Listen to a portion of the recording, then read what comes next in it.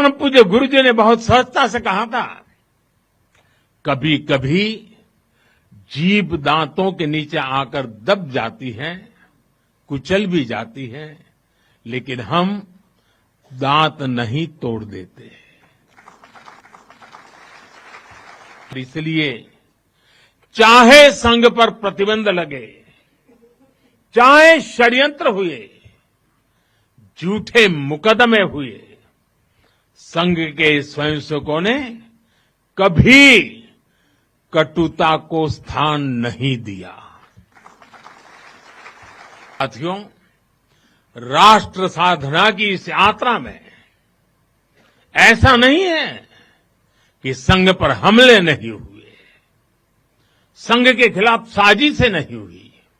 हमने देखा है कैसे आजादी के बाद भी संघ को कुचलने का प्रयास हुआ, मुख्य धारा में आने देने का और उसे न आने से रोकने का अनगिनत षड्यंत्र हुए। परम पूज्य गुरु जी को झूठे केस में फंसाया गया, उन्हें जेल तक भेज दिया गया, लेकिन जब पूज्य गुरु जी जेल से बाहर आए तो उन्होंने सहज रूप से कहा, और शायद इतिहास की तवारीख में ये भाव, ये शब्द एक बहुत बड़ी प्रेरणा है। तब परम पूज्य गुरु जी ने बहुत सहजता से कहा था, कभी कभी जीभ दांतों के नीचे आकर दब जाती है, कुचल भी जाती है, लेकिन हम दांत नहीं तोड़ देते, क्योंकि दांत भी हमारे हैं और जीभ भी हमारी है। आप कल्पना कर सकते हैं, जिन्हें जेल में इतनी यातनाएं दी गई, जिन पर भांति भांति के अत्याचार हुए, उसके बाद भी परम पूज्य गुरु जी के मन में कोई रोष नहीं था, कोई दुर्भावना नहीं थी। यही परम पूज्य गुरु जी का ऋषि तुल्य व्यक्तित्व था। उनकी यही वैचारिक स्पष्टता संघ के प्रत्येक स्वयंसेवक के जीवन के मार्गदर्शक बनी। इसी ने समाज के प्रति एकात्मता और आत्मीयता के संस्कारों को सशक्त किया। और इसलिए चाहे संघ पर प्रतिबंध लगे, चाहे षड्यंत्र हुए, झूठे मुकदमे हुए, संघ के स्वयंसेवकों ने कभी कटुता को स्थान नहीं दिया, क्योंकि वो जानते हैं हम समाज से अलग नहीं है।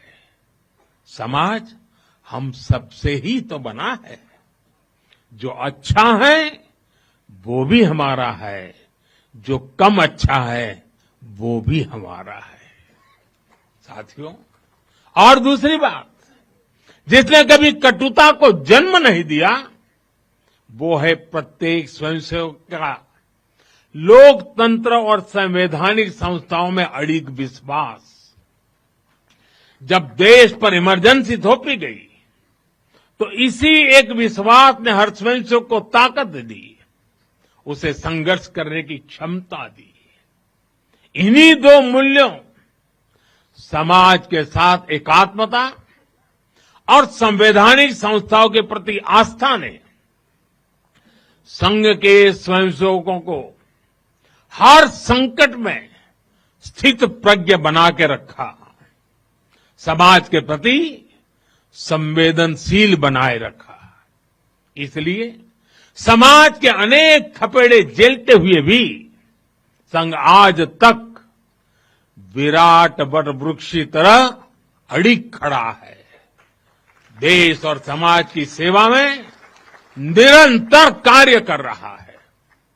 अभी यहां हमारे एक स्वयंसेवक ने इतनी सुंदर प्रस्तुति दी, शून्य से एक शतक बने, शून्य से एक शतक बने, अंक की मन भावना, भारती की जय विजय हो, ले हृदय में प्रेरणा, कर रहे हम साधना, मातृभू आराधना। और उस गीत का संदेश था, हमने देश को ही देव माना है और हमने देह को ही दीप बना करके जलने का सीखा है।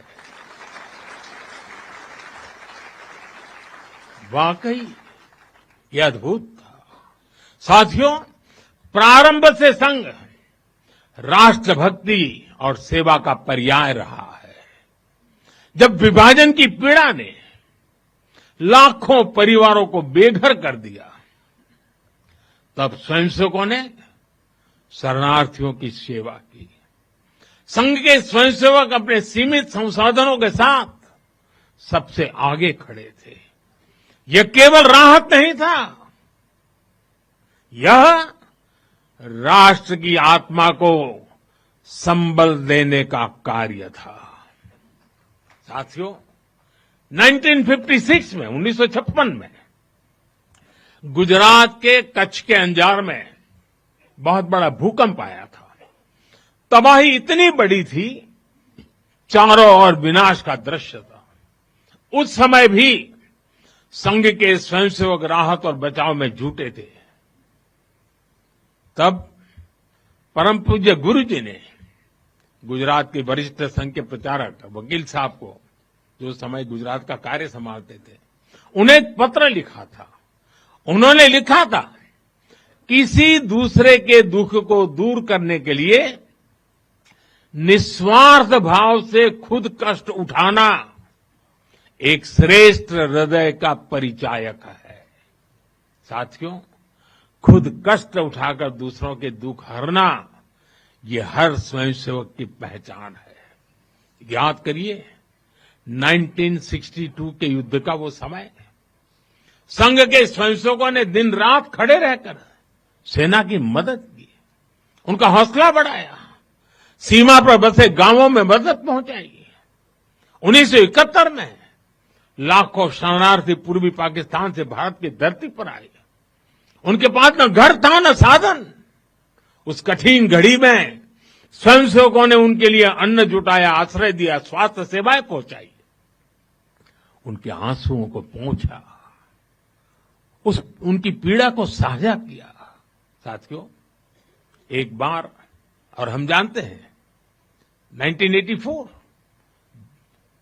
सिखों के खिलाफ जो कत्लेआम चलाया गया था, अनेक सिख परिवार संघ के स्वयंसेवकों के घरों में आकर के आश्रय ले रहे थे।